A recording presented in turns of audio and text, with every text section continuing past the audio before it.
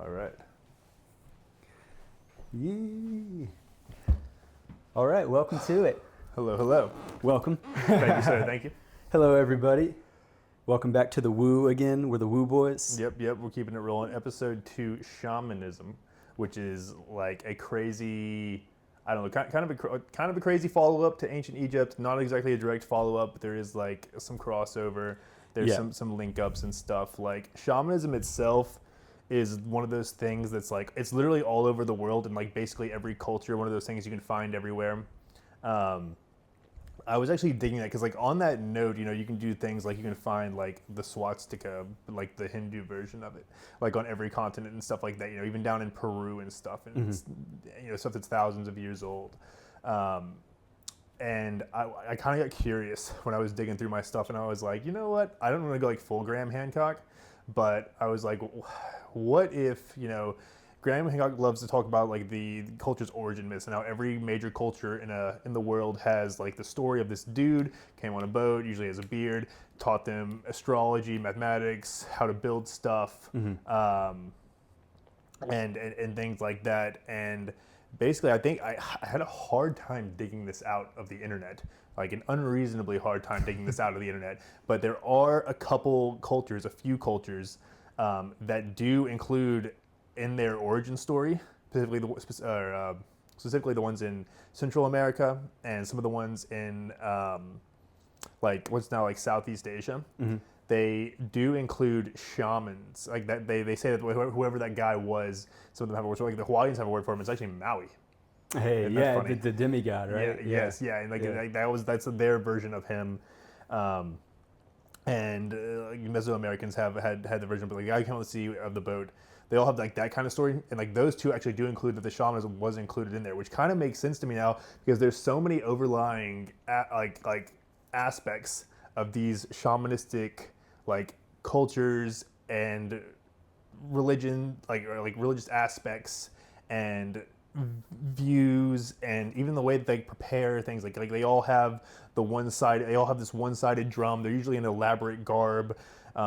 Substances aren't always used across the globe. We'll talk about that, but they are kind of common, and that's what I feel like everyone thinks about. I feel like everyone hears shamanism and they immediately go like ayahuasca. And we can talk about that and the fucking nightmare that like COVID was when everyone was like working from home and people were going, like complete normies were going down to South America, getting one-shotted by ayahuasca, coming back, leaving their families and joining communes in California. Yeah, that was a wild time. Don't do that. Keep it balanced. So yeah, shamanism is sort of like the OG, like the source of all this. If this is going to be an occult podcast about woo stuff, spiritualism, mysticism, religion, whatever, like shamanism is sort of like the primordial, like ancient, where all of that sprang from. Like ancient humans using plant medicines, trance-inducing ceremonies. Native Americans it didn't even have to be ayahuasca. It could be like sweat lodges or like darkness retreats or anything that produces vision quests. Exorcisms was considered a shamanic practice. And it was tied into magic, religion, healing. Like shamans were basically the doctors of their tribes. This is all like between 6,000 and 10,000 years ago, and probably even longer than that. So and everything that eventually became in ancient Egypt, for example, to continue from the first episode, you sort of have like the dynastic period that everybody thinks about, like the pharaohs and pyramids, and what you think about when you think of ancient Egypt, and that was all roughly 2000 BC, like 2000 to 1000 BC. That's a big gap, but that's when so even before that, when it was like nomadic, not cavemen, but nomadic tribes in that area. Shamanism there's been evidence of, medicinal plants being used, tablets of healing ceremonies, exorcism ceremonies, dreams were a big thing, dream interpretations. And it was sort of, it was very staggered and fragmented, but they were considered a very big part of these societies. They were considered legitimate. Like there was no like really questioning of this stuff. This was considered like a legitimate role. Like people would look at like a priest, or something like that today. And it was sort of like localized. Every tribe had a person who sort of took on that role. It could be a man or a woman. And then as the Egyptian dynasty sort of formed and Egypt was unified as a kingdom and there was a pharaoh, that's when it became very hierarchical, and like the pharaoh was considered the most direct connection to God. Where Sort have of we heard that before? yeah, sort of a deity, or not even sort of. He wasn't considered a deity. And No. then shamans. Well, yeah, I think there is like multiple accounts. There's some accounts too that take is all over the place. Like I remember like in my ancient Egypt research, some people considered the pharaoh like the closest to God, not a deity. Some of them were like he was a demigod because they're descendants of like whatever like gods that were here before them. And then there's some people that like were saying that like they work, and some people did consider them gods. Like dude, that take is kind of all over the place. But it's interesting that you brought up the one where he's not the god. And so there was this priest class that got to hang out with the pharaoh. They were called the Sem priests, S-E-M, and that's considered to be the descendant or the evolution of the pre-dynastic tribal shamans. Sort of evolved into those, and it became a very hierarchical priest class who got to be close to the pharaoh, and then they sort of disseminated spirituality. Got political. Hecka, Got magic. fucking political. So, yeah. Damn humans and their politics. It's always what it devolves into somehow. Yeah. Okay. So I want to take us over to the place where we got shamanism. Though we got it from a tribe in Siberia, and Birthplace. they were the Tunganistic people is who they are. So they kind of like were what you're describing, like a very stereotypical shaman. They did the crazy dressings.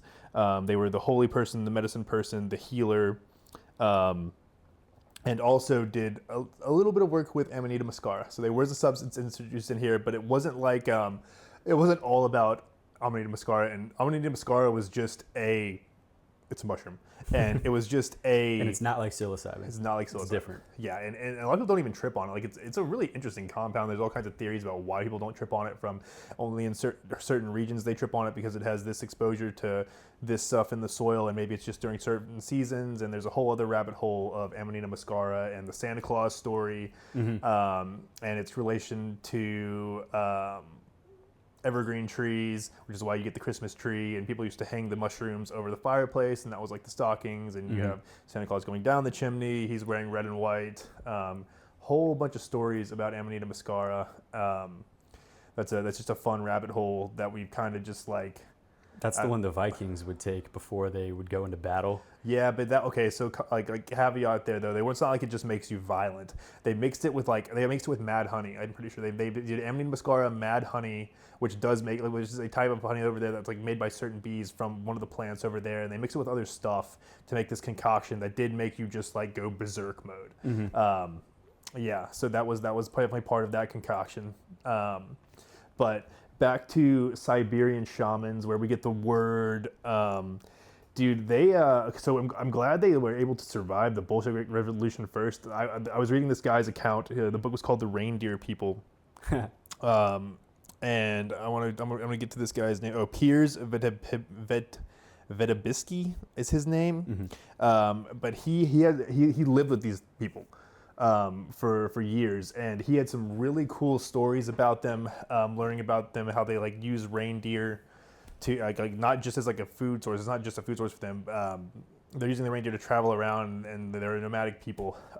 And they were almost entirely wiped out during the Bolshevik Revolution in Russia. So the Bolsheviks were incredibly violent. Somewhere between like 70 and 90 million people killed in Russia during this time, is the numbers that I was seeing. No one has an exact estimate because they weren't. That is insane. They weren't keeping track of it. They were just killing motherfuckers, and it was tens wild. of millions of people. Yeah, insane, absolutely insane. Wild. And they took the native peoples and they gave them like work goals and stuff, and said you had to work for the party now, like you're working for the country, and basically they just made them slaves.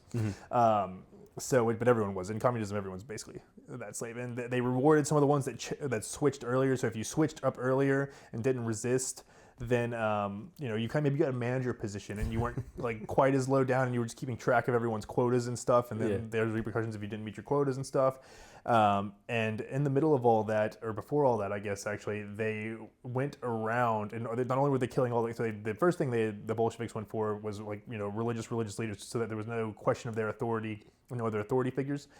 Classic tactic throughout history. But they went for those those priests and stuff in the Russian Orthodox Church, and they did all these crazy, nasty things. Like they were locking nuns and fathers and brothers in churches and burning them alive. They were nailing people down in the churches, like hands and feet down in the churches, and just letting them starve, like in crazy inhumane things. And and they went after the shamans as well of these people, so that they didn't have anyone to look to, or central figure, because it was kind of an authoritative role. The shaman wasn't like the authority, but it was kind of an authoritative figure. He did have some kind of authority because he was the link between the spirit world and our world in those cultures. And one of the fucked up things they did that this guy talks about is there's accounts of them taking shamans up in planes and saying, "Oh, you can fly," and just throwing them out of planes at altitude and just watching them drop to their death. So like the Bolsheviks were insane. I didn't realize how insanely this was like 100 cool. years ago. No, this was like after World War II. So not even 100 years ago. Yeah, not even 100 years ago. So I guess it was actually like, so the Bolsheviks came around there. This was already like a thing that was happening in like the 20s and 30s in Russia. So this has already happened. They just really got, after like World War II caused they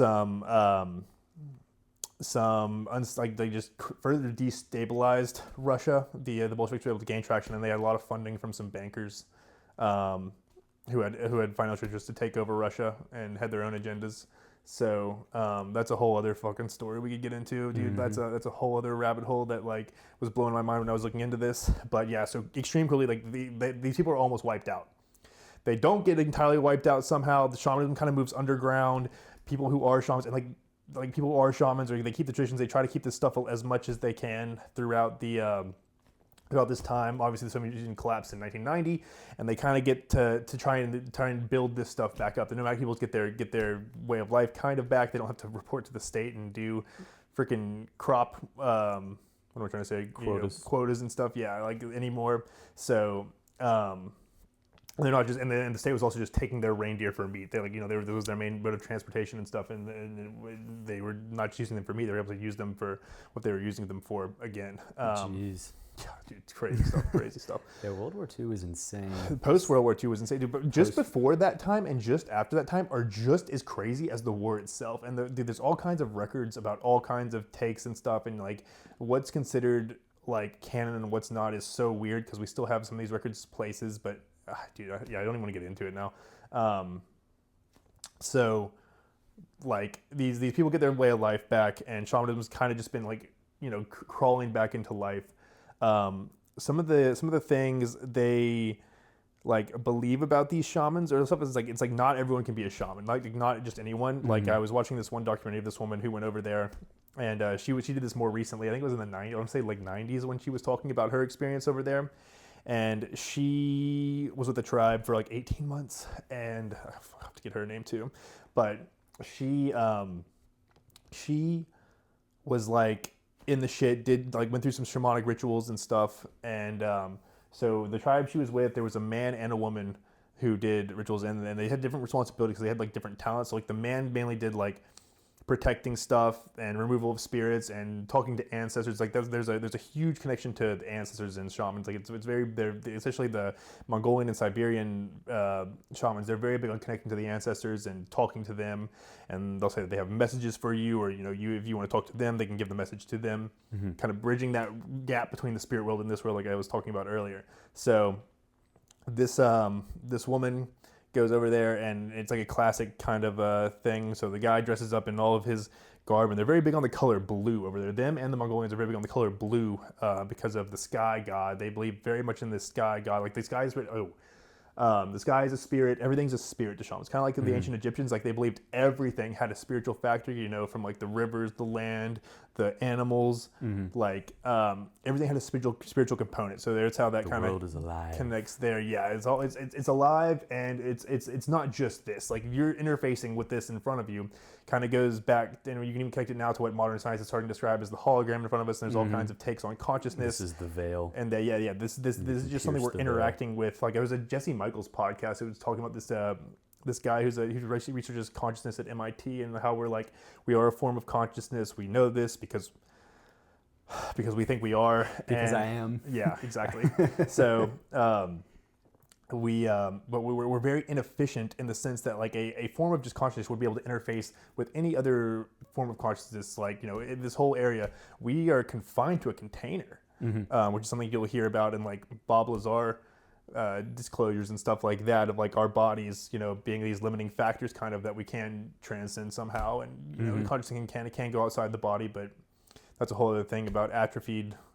That's what's so interesting too when you read about like ancient shamanism and the fact that it was practiced all over the world, like thousands of years ago, like 10,000 years ago, when all these localized sects of people somehow all developed closely the same practices for essentially piercing the veil. Like it seems to be this just like reflexive... Same practices using the same elements. It seems to be this like ingrained impulse in the human psyche and in our culture to like go beyond the natural world in our natural senses through meditation, through psychedelics, through sensory deprivation, through all the, all kinds of different stuff. Which you go back to the Egyptians, we're spiritual beings, blah, blah, blah, the 3 different types, Yeah, and so it's like, and now, I mean, AI now is sort of like a continuation of that impulse. Is like we think, if the world is alive, if everything is alive, and there's this debate about whether like computers or AI are sentient, it's like, well, of course it is. Everything's alive, therefore AI is alive. Like, I've been entertaining some of that stuff. Like, so I still love the 7th dimension AI. It's like we're gonna bring what's beyond like into us is maybe the impulse now. Yeah, like if you listen to the CERN whistleblowers, we're already doing that. Yeah, right. They're opening the portals. And bringing them through. So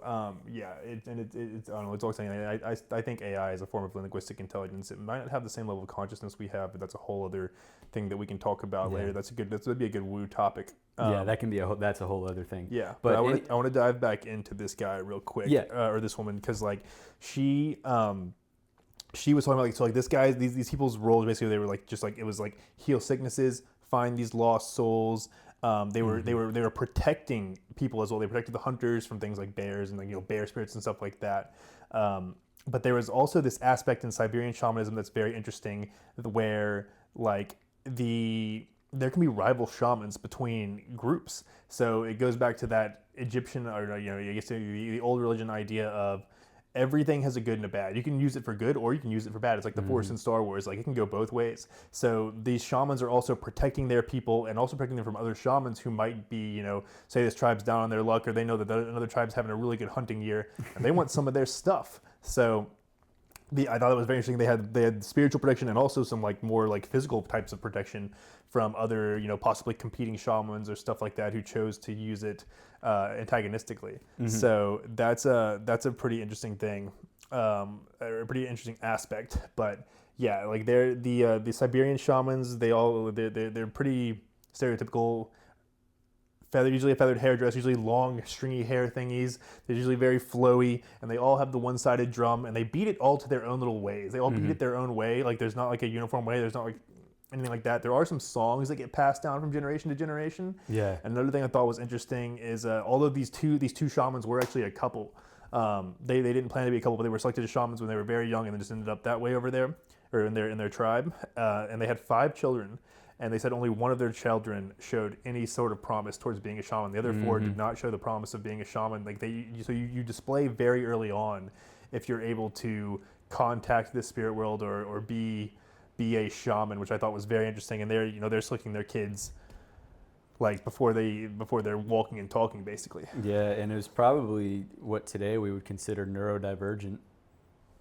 Maybe that's it doesn't seem, I don't know if it seems, it definitely seems like there's some sort of special case, like it's like the little kids see ghosts thing, I think, more than neurodivergence. Like I don't think all these kids are possibly autistic, I think, or just some form of neurodivergent. I think it's more likely schizophrenic or something. Yeah, I don't think they're all neurodivergent. I think they're more just like some of those kids that like see the ghosts, and just those kids that like can tell stories of past lives and stuff like that. You can see that on YouTube. That shit's crazy. They can like tell these full, well thought out. Like it's like there's no way you just got this knowledge at 4 years old that you just told a whole life story. Yeah, that's crazy. Yeah, there's these kids that can do that kind of stuff. I think it's more along those lines than I do thinking of. I mean, that's like the idea that children, like babies, infants, toddlers, are closest to divinity because they just came from there. Out, yeah. They've just recently come through the portal, and so they're still like.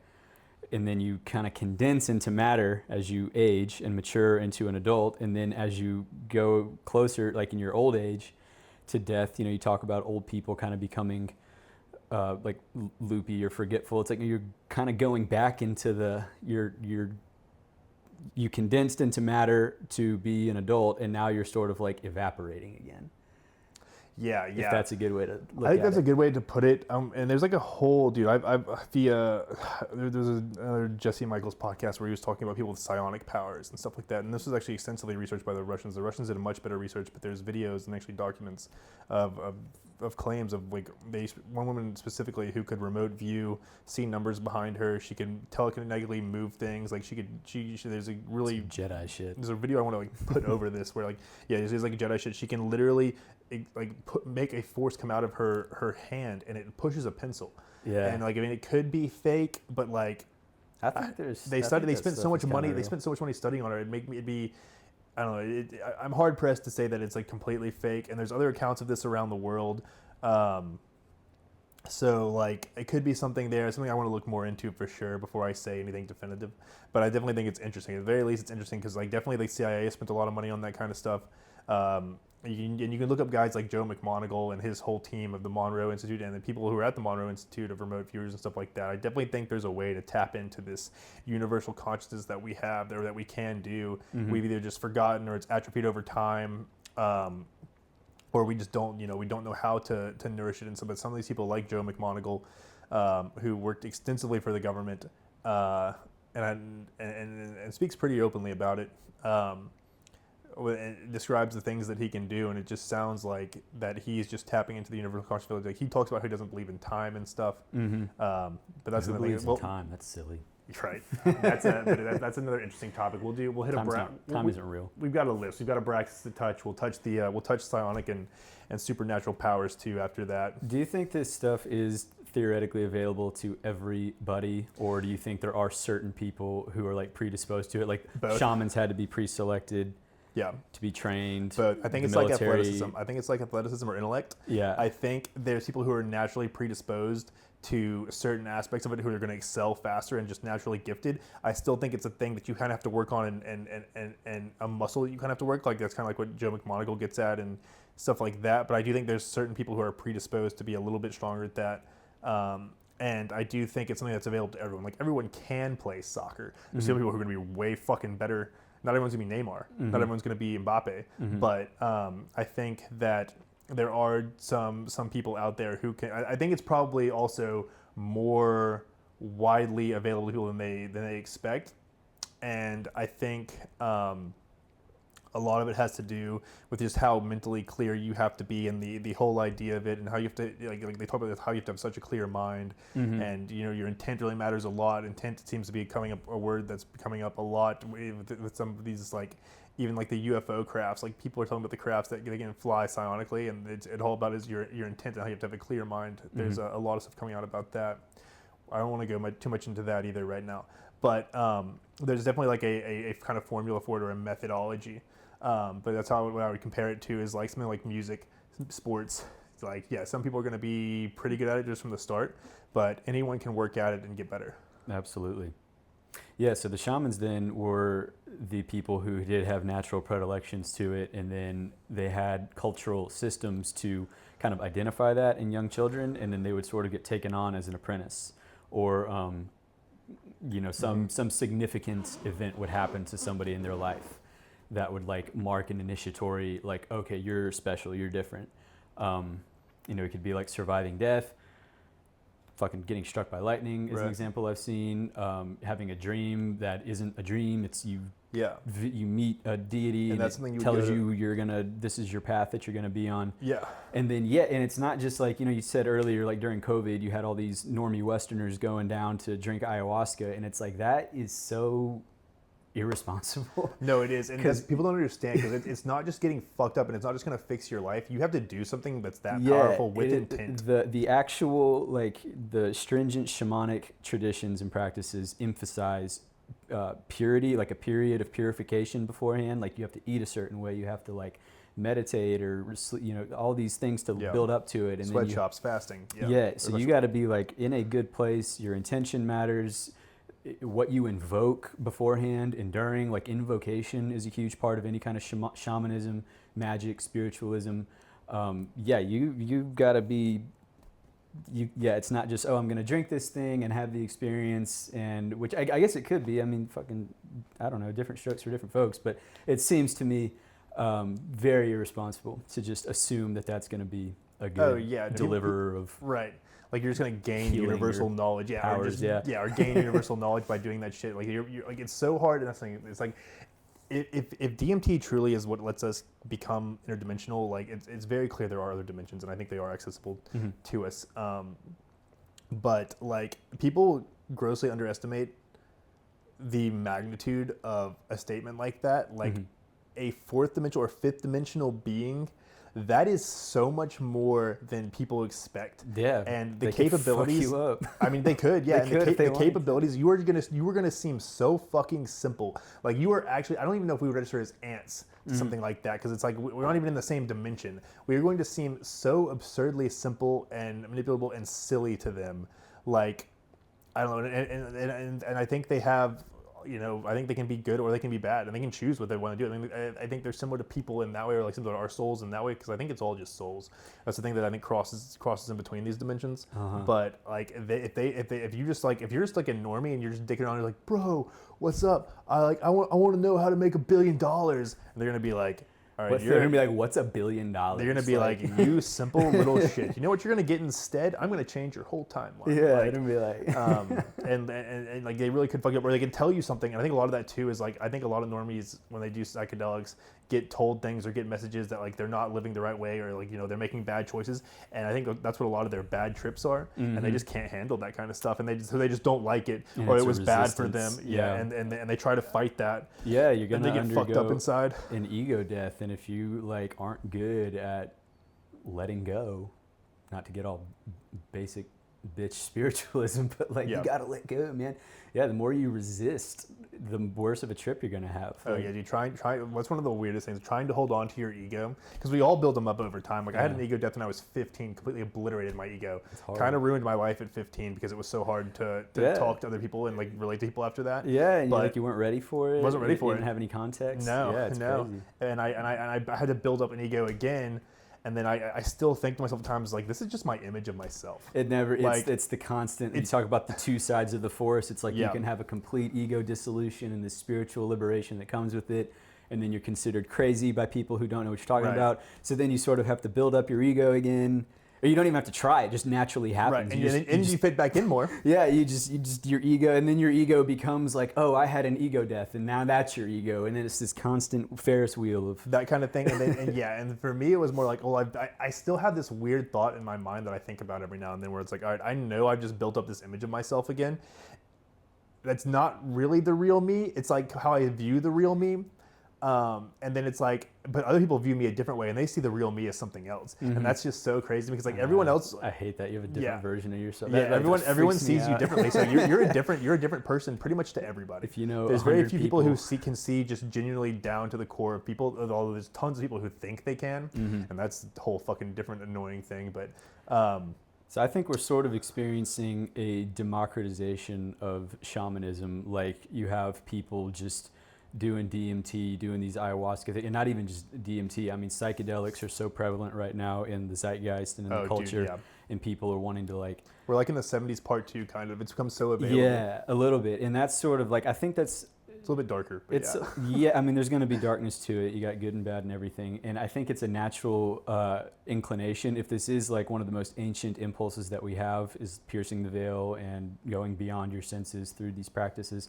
It makes sense that it's happening now in like such a hyper techno, materialistic, like capitalistic age that we're in, especially with the emergence of AI. There's this reflexive impulse in people to like reconnect with or have the direct experience. Try and regain the spirituality, because like I think a lot of people are reaching for that, and they don't, even if they don't even know it, just because I think it is a natural aspect of whatever type of being and the culmination of whatever our parts are.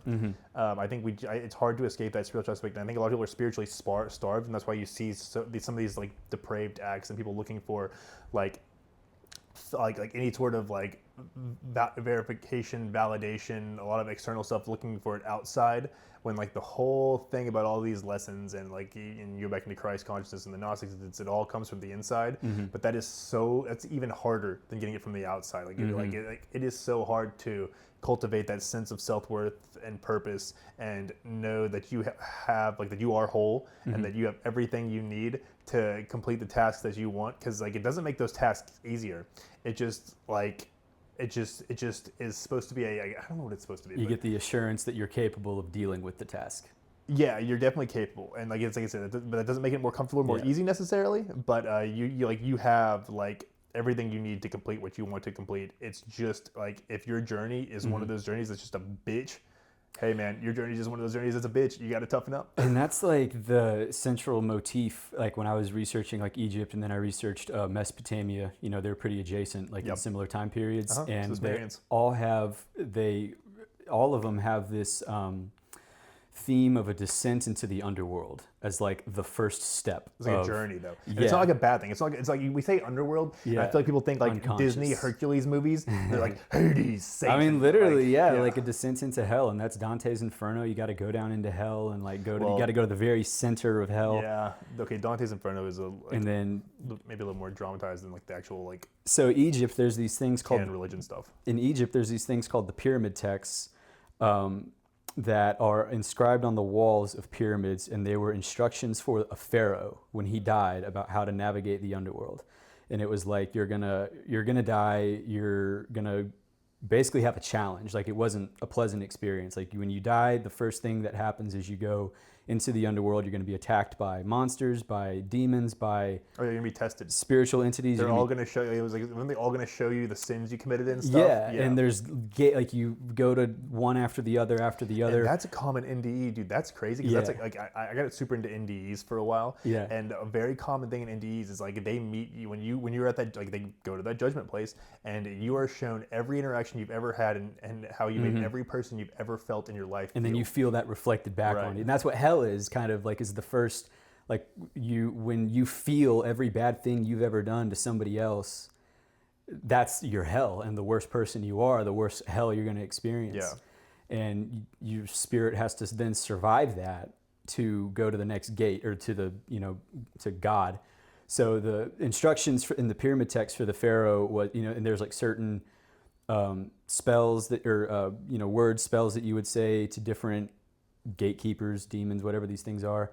Sometimes you could address them by name, and if you knew their name and you could call them by name, then that gave you power over them.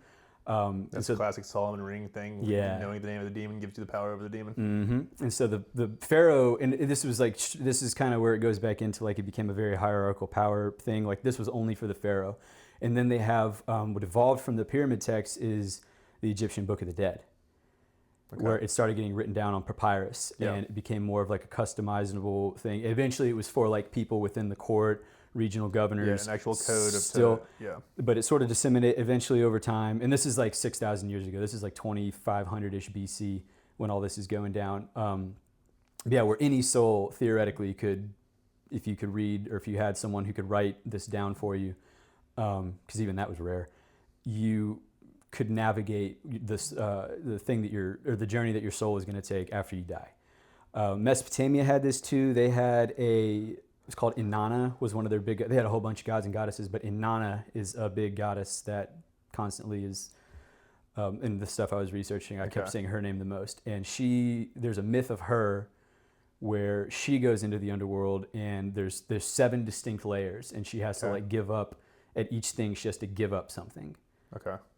Like, one is like equating to intellect, one is equating to like strength, one is equating to cleverness or something. So just break down all of her characters. She has to give up all of her characters. Then she's stripped down, and then they turn her into a corpse, and then like they have to, and then you revive the corpse. So it's literally, the journey down the levels into the underworld until you are stripped bare of the primal essence of being. You're just the soul. You're just obliteration. Your soul. Yeah. And then from that point, then you have to pass through that gate, thread the needle.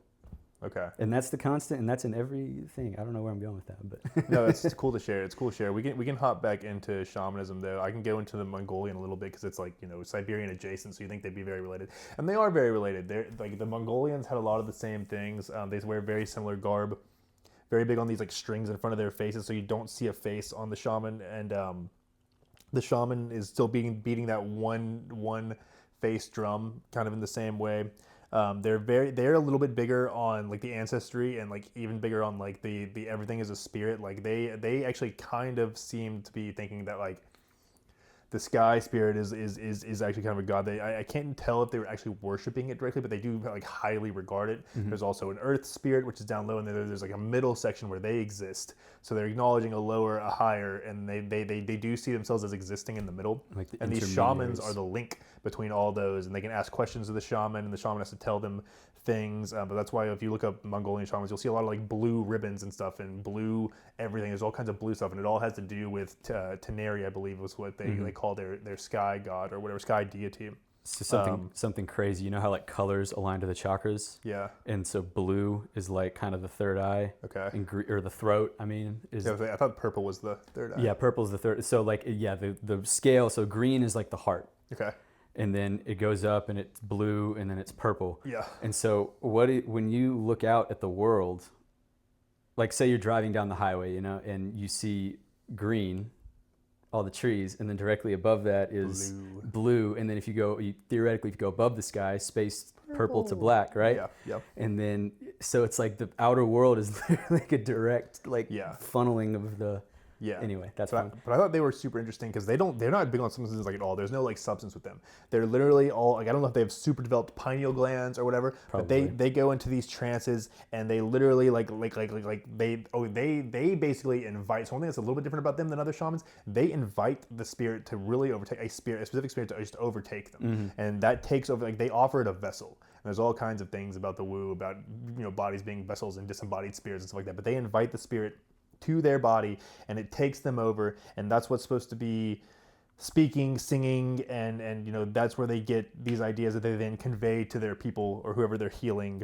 And that's considered like ecstasy, like the ecstatic losing yourself. Yeah, I don't want to say mania, but it is the ecstasy. Yeah, it's the complete disembodiment. It's Jim Morrison. The Jim Morrison. Yeah, like just letting of the spirit. Jim Morrison was probably just letting.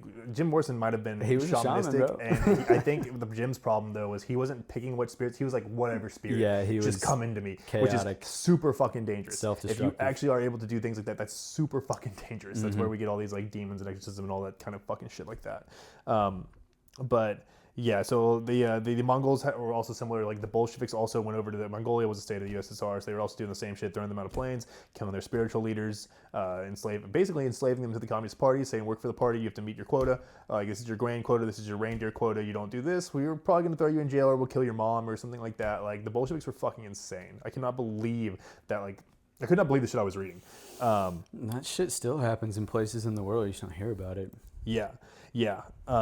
People but are wild. They're all, like I said, they're super strong on like the ancestor stuff too. Like they're talking to the dead, if you know, and they believe in things like if you are struck by, you mentioned struck by lightning earlier. If you're struck by lightning, you need to go talk to the shaman and figure out why you got struck by lightning. Because like, that might have been a spirit pissed off at you. Like what did you do to piss off that spirit? And that's where you go to the shaman for. Yeah, the idea that everything in the world is alive. Like if you were sick, like what we consider just having a cold, they were like, oh, you pissed off a spirit. You need to go see the shaman, and he'll correct your spirit, and then the illness will go away. Spirit, and then, or they could give you things to ingest. There's all kinds of stuff with smoke and substances, and there are things like that, the shamans. A lot of the shamans did offer like holistic remedies. So that's definitely one of those aspects, though. Yeah, of them being like not just spiritual healers, but also physical healers. But the way they see it, it's the same thing. So getting the answers from the spirits and stuff like that. So I thought that was super, super interesting. Higher knowledge attained through deprivation of this derangement of the senses. Yeah. I've got South American stuff next. Or do you want to take one of your sections? Well, yeah. So if we're going to get into the Americas, I did Native American, and it was interesting talking about how they were very much in the animism. They believed everything in the world was alive. They were less concerned, from everything I kind of was reading. They were less concerned with like invoking spirits or like going into other realms. They were very concerned with this realm. Yeah. But they believed that everything was alive and that everything did have a spirit. Ancestors were a thing, though. They would commune with ancestors. But yeah, and so and it's very diverse because there's different tribes of Native Americans over vast expanse of time in different geographical areas. So like Western Native Americans, had peyote. South Americans had ayahuasca. Sweat lodges are, sometimes they even use psychedelics. They would just... And tobacco, dude. The way they mixed in tobacco with stuff, like tobacco is a very spiritual thing. I was reading some accounts of people attending these rituals, and one of the things they do is like when they smoke peyote, they'll have like one of the shamans will like take up, like, it's basically snus, just like ground up tobacco, sometimes aged, sometimes not, just sometimes mixed with other stuff, but and they stick this long, almost needle-like pipe up people's nose, and they just blow it as hard in there as they can. And people say it's like excruciatingly painful, but like they have some of the most profound experiences at that point. It's like I can only imagine peaking on peyote and then having tobacco blown up my nose, so I feel like my face is on fire. And then that's the moment also you meet, like, past lives, or your ancestors, or you talk to whatever these deities are, and these interdimensional beings potentially, and you're having to talk to them on their frequency while all this is going on. Dude, that's just so wild. And then imagine how cleansing it must feel afterwards. You hope so. Like, hopefully, big fucking zit inside of your spirit that was just backed up with pus and dirt and yeah, I mean, that's what you definitely blasts out. And then but some people have bad experiences where they talk about like, oh yeah, I'm kind of fucking up in life, but that's a whole other. I mean, that's a good thing in a different way, maybe. And that's with the throwing up and the the detoxifying of the body and stuff. And you see that a lot more on the ayahuasca. I was seeing that, like, I was watching ayahuasca rituals. I was listening to people's accounts and stuff like that. But we won't touch South American yet. I feel like you're only halfway through your North American stuff, which is interesting though. Yeah, well, so Native Americans were very concerned with like the here and now and earth being alive and the forces of nature and like sky and trees and waterfall and animals. They were very, very big into like invoking animal spirits rather than like a celestial spirit. Like they would, the eagle, the buffalo, the deer, the fish, and so the shaman in Native American was sort of like, and a lot of them, he would be the leader of the tribe. Not necessarily a chief. Sometimes the chief would be the shaman, but the shaman could predict weather or even control weather. He could predict where game was going to be. So like for hunting, and part of it was he'd get into his state, his trance via whatever method, and go up into a higher dimension, derangement of the senses, and you get a kind of a clearer view of, you get to look down on 3D and you can see how the herd migrations go, what the weather patterns are going to be. Who within the tribe, if there's like people having disagreements within the tribe, you can sort of like step back and you see the reasons why. So it would be the shaman via doing this to himself, and the idea of we're all connected and the inside is the outside. By undergoing this thing himself, he would heal the collective. And so they were very much in the mindset of within, without, above, below, but like still remaining right here. And it was very much, and it was practical, like how we're going to eat, how we're going to survive outside, how, so Still the whole idea of everything's connected again that we see, and we've been seeing since like ancient Egypt and probably before then. There's interesting concepts that it sounds like the same stuff that was being taught by Thoth and Hermes, just kind of permeating, all else around the world. So that's very cool. That reminds me, I saw a guy. I think I don't know if he's gonna get in trouble for this or not, but I was gonna talk about ancient Egypt when we're talking about America. That's why this sprung up in my mind. But he was exploring some of the areas in the Grand Canyon you're not supposed to go, and he was videoing basically this stuff that literally looks like Egyptian hieroglyphs and stuff on the walls of the Grand Canyon and these areas that you're not supposed to go. And that's been reported there since like the 30s though. But it's crazy to see. Like I think his name is Mr. Mountain Beast, and we should watch it sometime so that we can talk about it. But he's basically just documenting in the Grand Canyon these inscriptions of stuff that. Is it proof that these cultures were talking? Is it proof that these cultures were taught culture by the same person? Or it all just comes through at the same time. There's that aspect too, and there's a study of monkeys that were done in like Southeast Asia that we can speak to that some, but that's honestly crazier to me than just somebody going around and teaching everybody the same thing. Like, it's Get it not from impossible, but I mean, that's the thing. Is shamanic practices, you get into these states and they say, yeah, you can talk to animals, you can talk to trees, you can talk to water, because everything is alive. And I guess our mode of language is such a like bastardized, or just kind of a lower level frequency of like what actual communication could be, frequencies, you know, being able to. And what I thought it could also be is like if an interdimensional being, if they were to come down here like a Hermes or Thoth, and if they were interdimensional, they could be multiple places at once. They could have their consciousness in 4 or 5 places at once, teaching the same things at the same time. That's really fucking hard for human brains to grasp, and that's going to be called super fucking woo. But you got to think non-linear. It's so fucking but it's so fucking hard to explain interdimensional concepts to humans at the start. The alien encounters, the whole idea that all these UFOs and the alien encounters that people have, that they exist on a frequency.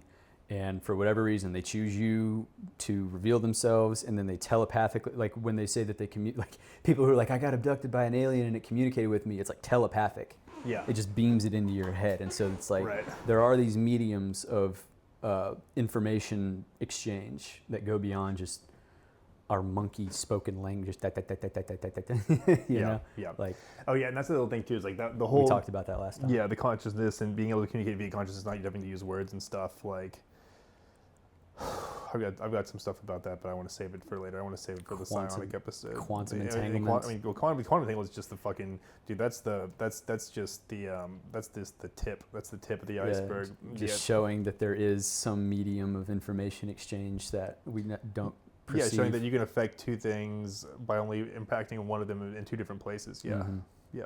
Cool. But then there's a whole bunch of other stuff branching off from quantum entanglement into the field of consciousness theory and stuff like that. That's going to be really cool to talk about. Let's go. So South Americans. All right, so these South Americans, man. This was I feel like this is the most cliche shamanism because, like, you know, because of like it got super popular in the zeitgeist for a little while during COVID and stuff, during the work from home period, like we were talking about. People would go down there, do ayahuasca. Some of it's become like a commercialized thing too. So some of it's kind of scammy, some of it's still kind of legit, and a lot of the legit stuff is getting watered down by fucking scammy normies. shamans. Yeah. Capitalism. Capitalism's good. Well, generally.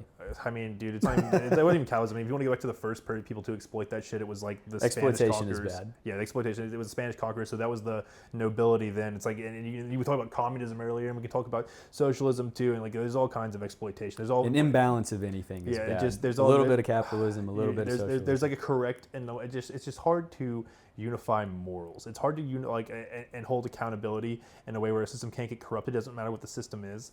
That's a whole different philosophical conversation that I want to get into right now. All right, but I do have some thoughts on that we'll share later. Let's go. It's hard to relate that to woo, but I guess we could, because I guess some of like that ETs and UFOs shit, they talk a little bit about that kind of stuff. But South America, so like you were talking about, these are also like very big on plant teachers. They're very big on plants. Like one of those, like the shamans on there. There's an account that I read that like what's it called? It's a plant. It's called the stonebreaker. And I can't remember the name of it. I've actually taken it before. I had a gallstone. I had a gallstone, and it actually broke up my gallstone in my body, so I didn't have to get a surgery. Did you trip? I didn't know. It's not a psychedelic. Wait, what is it? It's a plant, and a shaman was at one point like when this guy went down there, and they have cures for things in Peru and places like this in the Amazon, and kidney stones and gallstones like don't exist in there. They exist down there, but like one of the ways that they treat them, like this guy had gallstones, or no, he had kidney stones. Excuse me.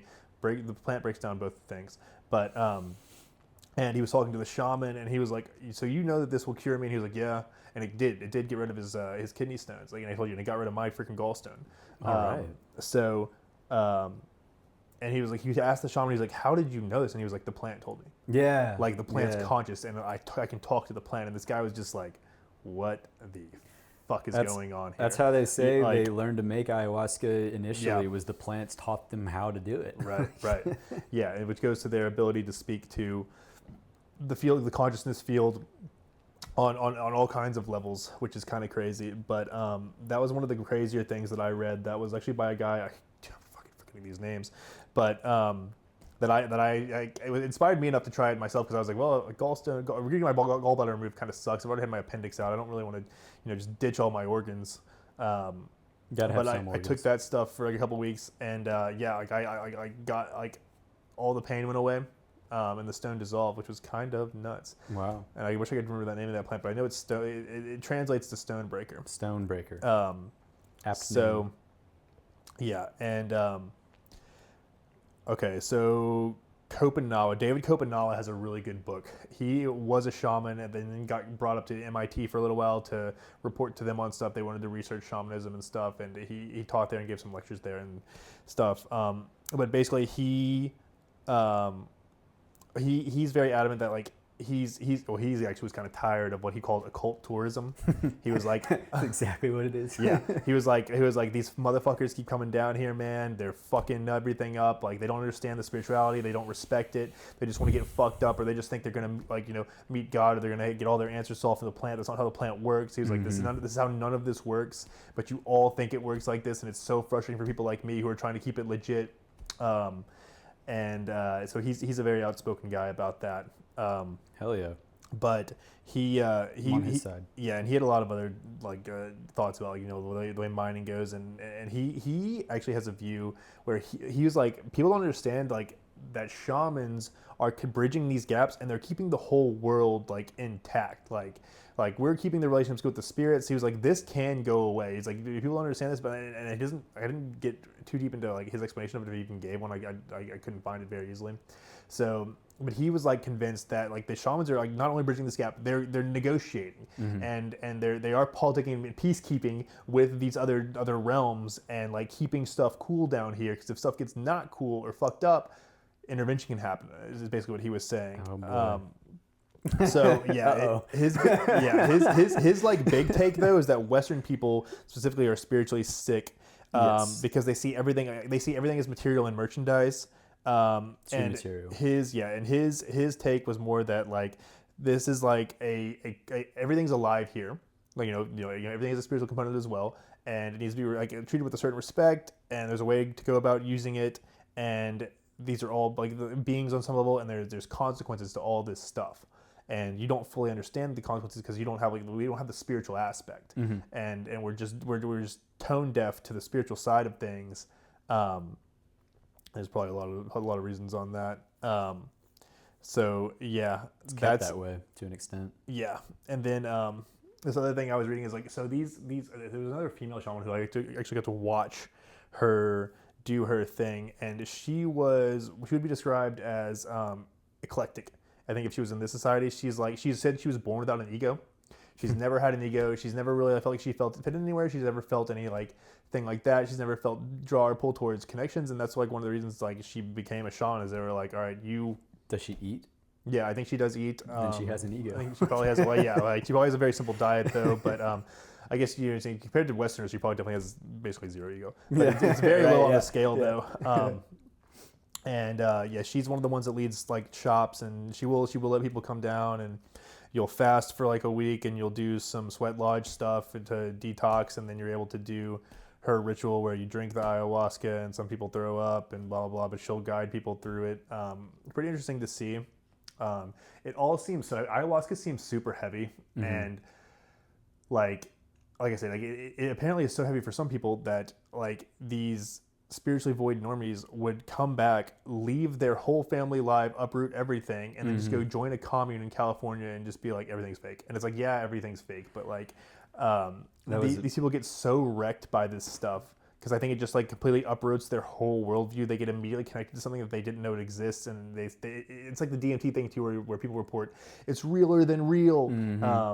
It can like be that, an imbalance. Yeah, like the guy I was talking to you about who did the 5-hour DMT IV trip, where like he cried when he came back because he was like, I don't want to go back. It's so fake. I want to be here. This is like actually real. He actually has a news station on YouTube called Station One, I believe it's called. Station One. Station One YouTube channel. I have yet to really dive in and check it out, but it sounds really cool. And yeah, so this is just like an incredibly powerful. This is one of the ones that like, the Native Americans have peyote. The Siberians used muscara. The South Americans have ayahuasca, and it definitely seems to be the most powerful, profound one. And I think it could be it's like the most powerful tool in the toolkit. It's if Amanita muscara is a wrench, this shit is a backhoe. Like it's just completely overkill for what a lot of people need. Mm-hmm. And it's so hard to go from zero to that. Like that's like the first thing you're gonna do. That's gonna be insane. Mm-hmm. So I definitely think it needs to be respected and understood. And it's one of the things I think you really do have to have an intent, and you have to have something you want to solve specifically. Like and it needs to be something about yourself and making yourself better. You know, realizing your higher purpose, talking to your higher self, stuff like that, rather than I'm gonna try to get $1 billion. Mm-hmm.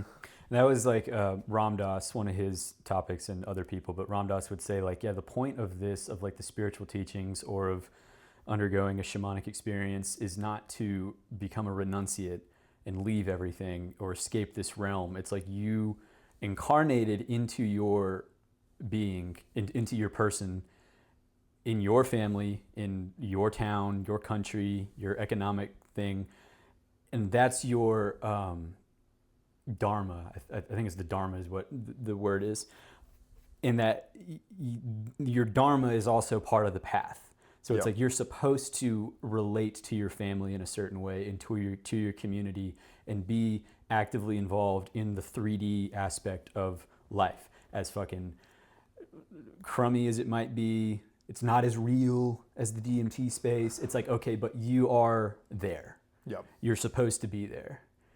So the proper orientation going into one of these, I think, is let the ayahuasca have its way with you, show you whatever it is, and then you're then supposed to return the what's it called, the reintegration part of the psychedelic experience. Yeah, that's something that I do agree with. Like it seems like you travel across all these themes and all these places and all these experiences. It does seem like you, and like even you can go back to the NDEs that I was talking about earlier, which is a fun rabbit hole to go down. But it does seem like you came here by choice, basically, and you have something you're supposed to do here. Yeah. And the more you try to run away and escape from it, the more it's just going to like kick you back into it. Right. And I think that's what happens. Like, I think that happens with life. Your path. From all the NDE stuff that I watched, like, I think that, one, you are kind of trapped here in a way, but you kind of choose to be trapped here until you solve that thing. And I think reincarnation is kind of a scam. It sounds like from all the stuff I've read, and so this is reinforced by the Monroe Institute and some of those guys who remote viewed like this type of stuff, that you get tricked into reincarnating. One, you'll reincarnate if you just didn't do your job right, but two, you can get tricked into reincarnating by these entities who are keeping us here. You know, probably like a battery or something. Demerged derived entities who are just using us for these negative things. Because it's very heavy, very very dense here, and you're actually supposed to like. There's like one of the people says, I think there's a Gnostic text that says when you're going to that space and when you feel pulled towards that light's actually not the light you think it is. You're supposed to turn around and say, I want to go home. The light tricks you back into reincarnation. Yeah. And then, because you go there and then you see all your family members, and like apparently it's all like a grand mirage that's put on by these like demerged type entities and archon type entities. Well, that's fun. We'll have to dive. That's a Gnosticism. That's a whole other thing. That's a pretty crazy nugget to be throwing into this one. But yeah, like I do think that there is something to the you're supposed to do something here, and you do that thing, and then you're able to move on. And that thing is usually not like material oriented or it's usually something affecting people, the collective consciousness, stuff like that. That was part of the in the Egyptian, the journey through the underworld that they take, the weighing of the heart against the feather of truth. I taught or I butchered that.